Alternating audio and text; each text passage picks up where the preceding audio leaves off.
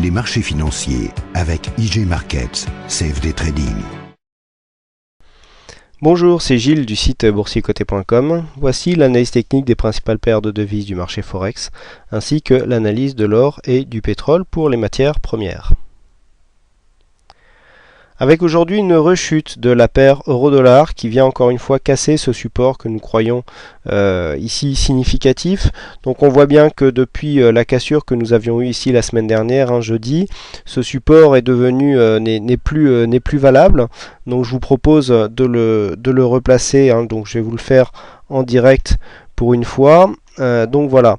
Donc alors ce support ici, on va essayer de le replacer d'une manière un peu plus significative. Donc le but c'est d'essayer de trouver des points bas qui collent assez bien à la tendance. Nous en avons un là, et lorsque l'on va ici chercher des nouveaux plus bas, on se rend compte que bien par là, voilà, nous avons quelque chose qui est pas mal.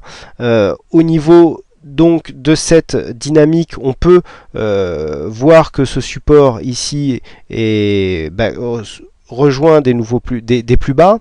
Donc on a plusieurs tests, et on peut voir ici que la cassure des 1,45 en début de journée est venue rebondir sur cette zone ici.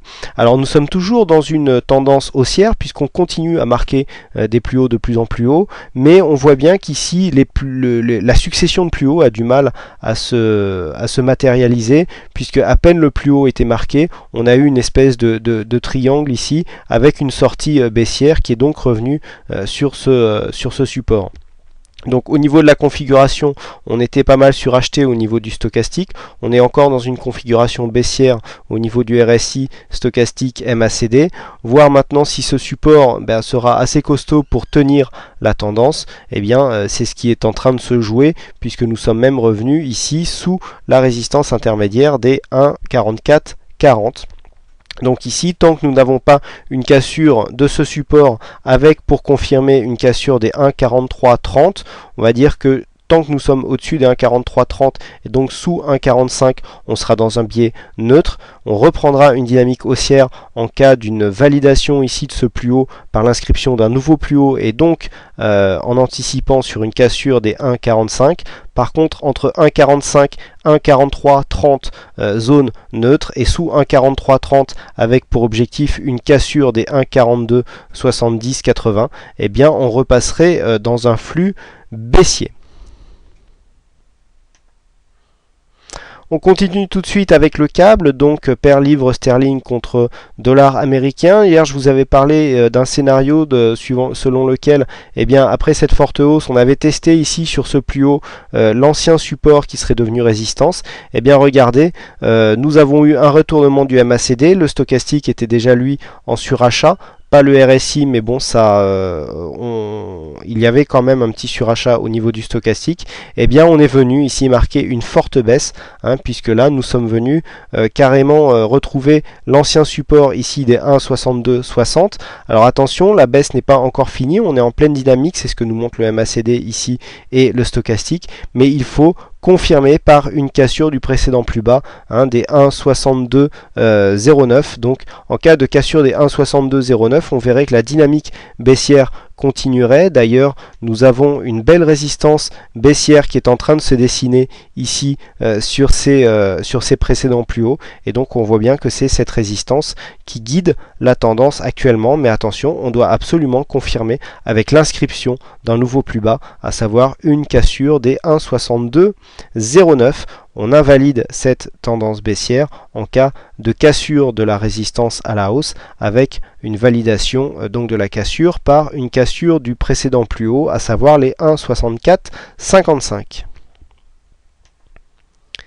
On continue avec le dollar yen, donc qui continue à osciller dans sa zone de range entre 76,50 et 77. Donc on a 50 pips quasiment en zone large, puisqu'aujourd'hui même avec des plus bas à 76,60 et des plus hauts à 77 pour hier, on a donc donc on a une envergure de 40 pips hein, pour essayer de faire des allers-retours. Bon, ça fait un petit moment que je dis qu'il n'y a pas grand chose à faire en ce moment sur cette paire de devises.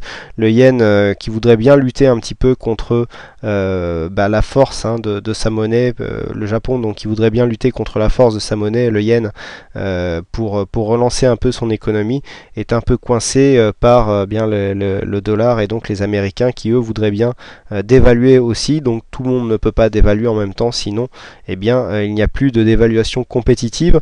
Donc pour l'instant stabilité hein, sur le dollar yen, puisqu'on voit ici que entre la zone donc des 76,50 et 77, eh bien on a des petits allers-retours et que les cassures en général sont réintégrées.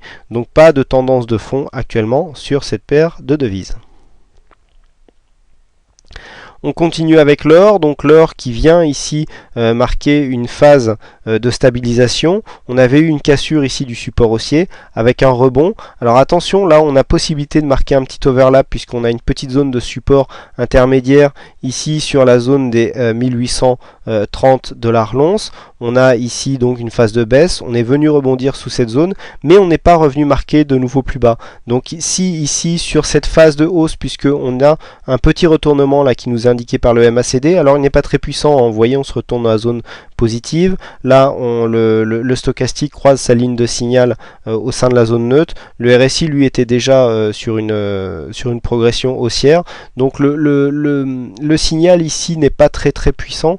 Donc il faudrait déjà que l'on vienne au moins en buter sur les 1844-1850. On sera peut-être gêné par les bandes de Bollinger, car si on manque de dynamique, on aura du mal à déborder la bande haute des Bollinger, mais ça donnera un bon signal puisque ça casserait à la hausse ici ce précédent plus haut, et donc ça invaliderait l'overlap qui nous donnerait une poursuite de progression haussière, et dans ce cas-là on irait baissière pardon, et dans ce cas-là on irait sur une validation du mouvement qui a permis de casser ici cette précédente résistance baissière.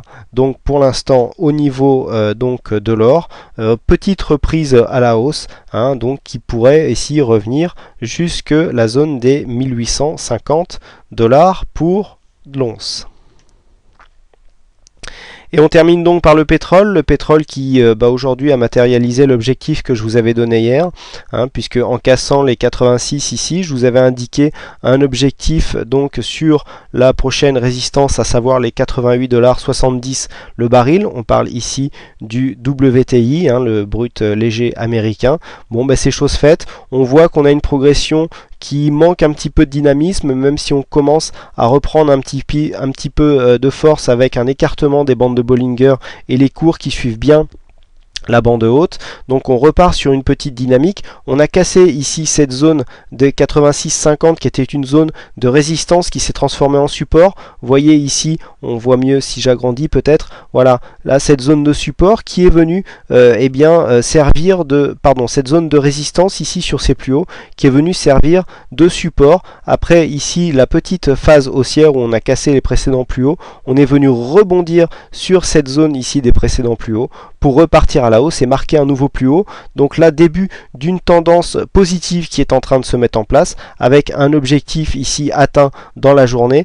Par contre, au niveau des indicateurs, vous voyez que le stochastique ici est assez haut. On est assez hésitant au niveau du MACD. Le RSI lui est proche de sa zone de surachat.